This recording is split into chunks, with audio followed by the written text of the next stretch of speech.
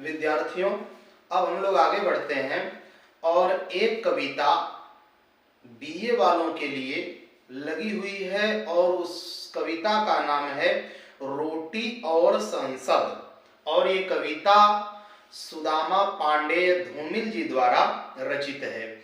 आखिर देखिए कि इस कविता में वो क्या कहते हैं। छोटी सी लघु कविता है। एक आदमी रोटी बेलता है, एक आदमी रोटी खाता है, एक तीसरा आदमी भी है जो न रोटी बेलता है न रोटी खाता है, वह सिर्फ रोटी से खेलता है।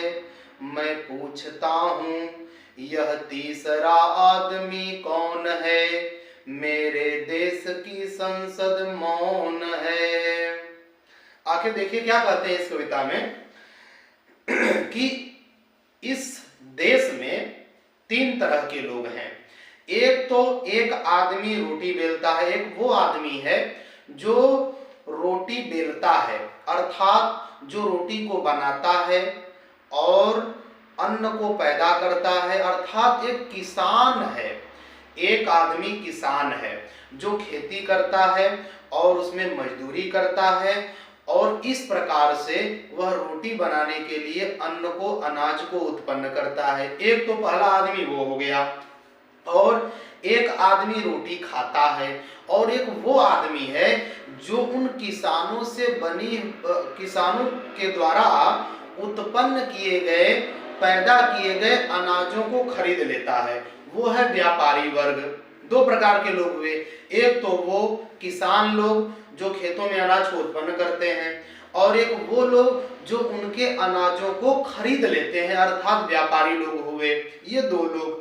और क्या कह रहे हैं कि एक तीसरा आदमी भी है, लेकिन एक तीसरा आदमी भी है जो न रोटी बेलता है न रोटी खाता है, अर्थात एक व्यक्ति ऐसा है जो न अन्न उत्पन्न करता है और न ही उसको खाता है, अर्थात उसका प्रयोग ठीक से करता है।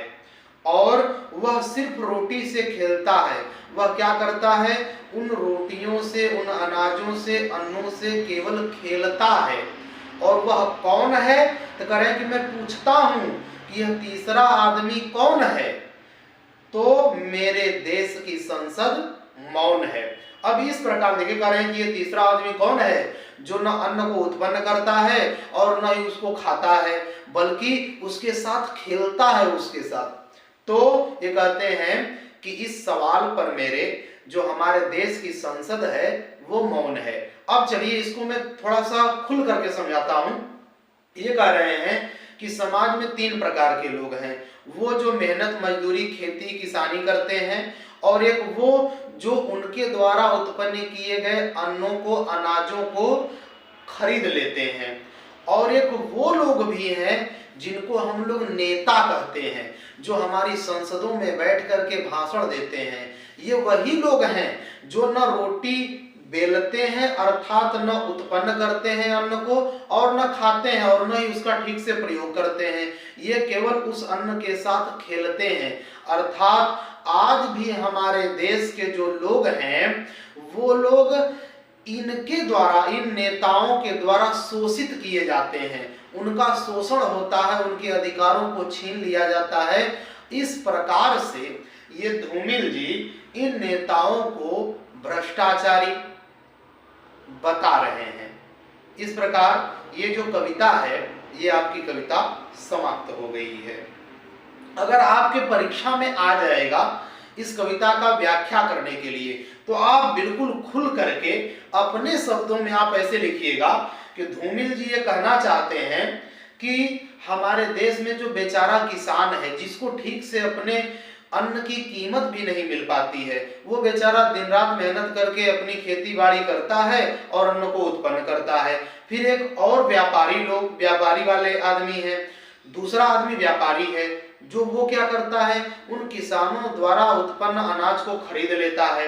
और एक तीसरा आदमी जो नेता है जो क्या करता है, इन अन्नों के साथ खेलता है, हमारे देश की जनता तक इन अन्न को पहुंचाता नहीं है और वह केवल इस समाज का शोषण करने में लगा हुआ है। जब मैं यह सवाल पूछता हूं तो हमारे देश की जो संसद है अर्थात संसद में बैठने वाले जो नेता हैं वो मौन हो जाते हैं। इस प्रकार इसकी ये व्याख्या हो गई।